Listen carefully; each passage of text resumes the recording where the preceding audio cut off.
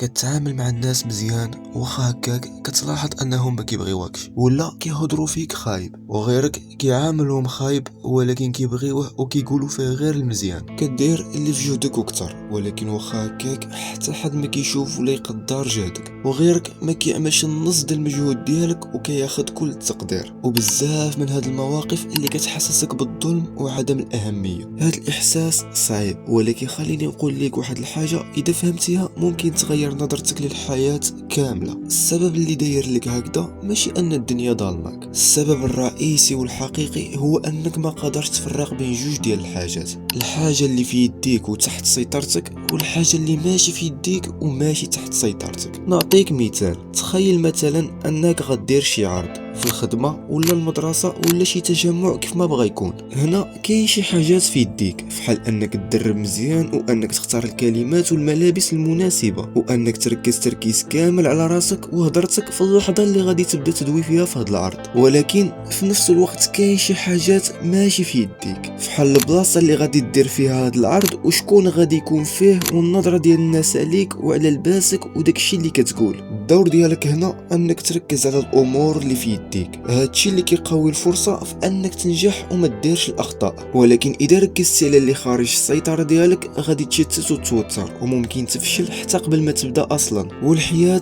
كلها هكذا، كاين شي امور في يديك وتقدر تتحكم فيها بحال الافكار والتصرفات والقرارات وردود الافعال ديالك، وكاين شي امور اخرى اللي ماشي في يديك وما عمرها ما غادي تكون في يديك بحال شكلك والطول ديالك ولون البشره ديالك ومستقبلك وراي الناس فيك.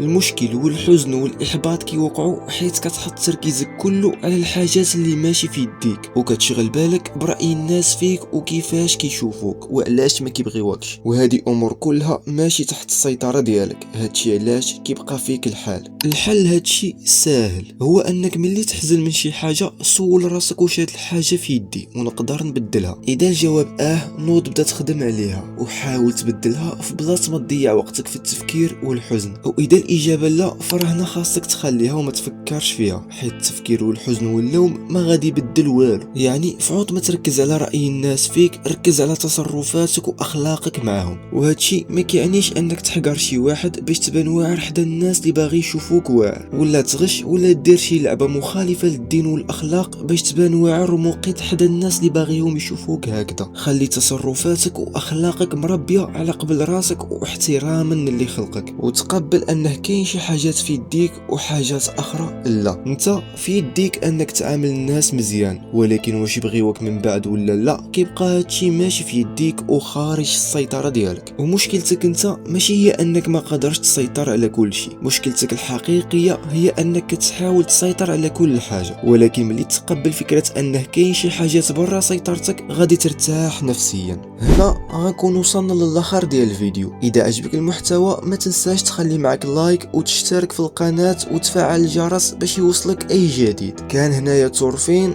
تهلاو.